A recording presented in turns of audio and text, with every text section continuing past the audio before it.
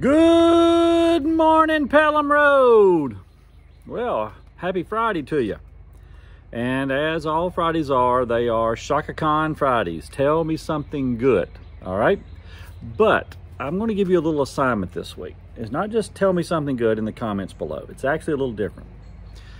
I want you to send a love song. Go to your preferred outlet, Apple Music, Pandora, wherever. And if you want to send your husband or your wife or somebody that you love, send them a little clip of music.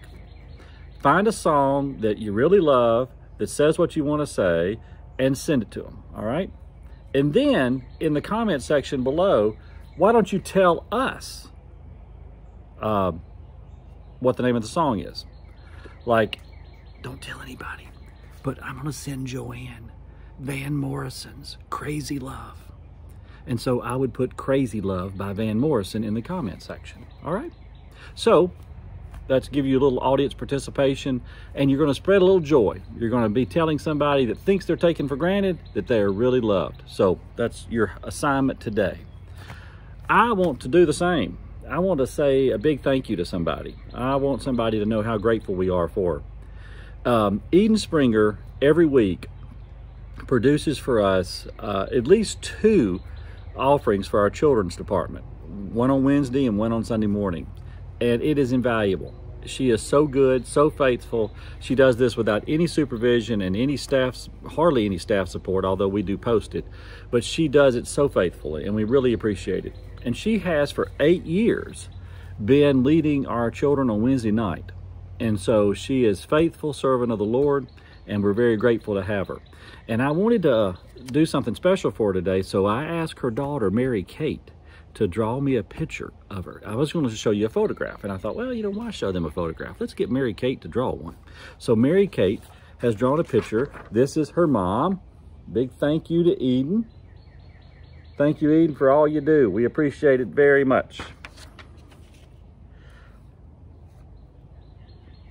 Somebody did write and ask me about all the birds in my yard. You can hear them.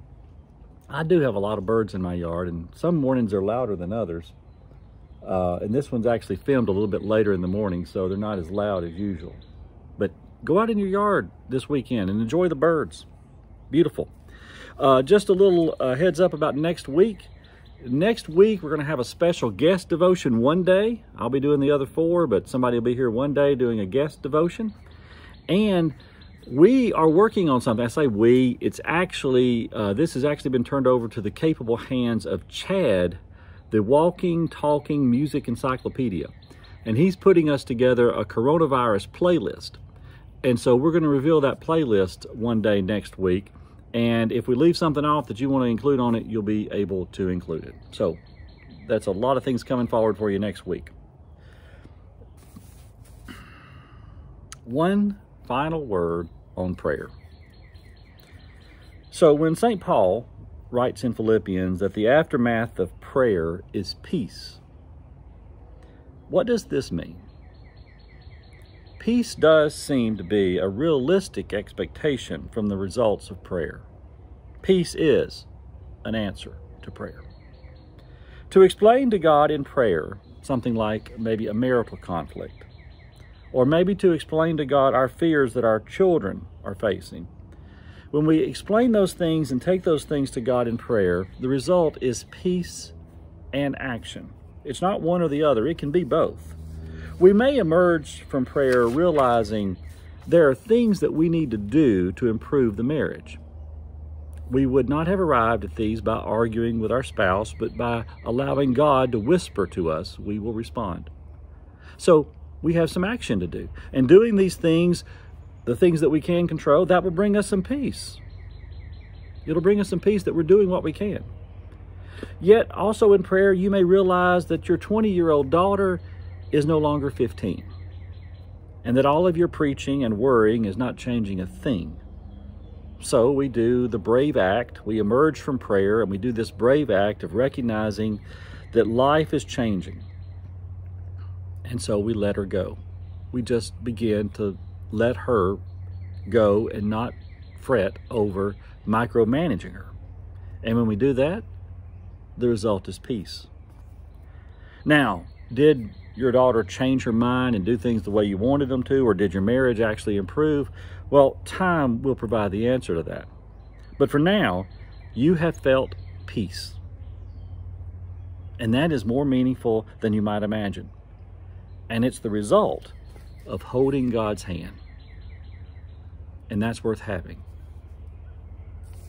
Let's close today with a prayer. It's a rather ancient prayer. It goes back to St. Richard. Join me, please. Thanks be to thee, O Lord, for all the benefits you have given us, for all the pains and insults that you have borne for us. O most merciful Redeemer, friend, and brother, may I know thee more clearly, love thee more dearly, and follow thee more nearly, day by day. Amen. Have a great Friday and an even better weekend.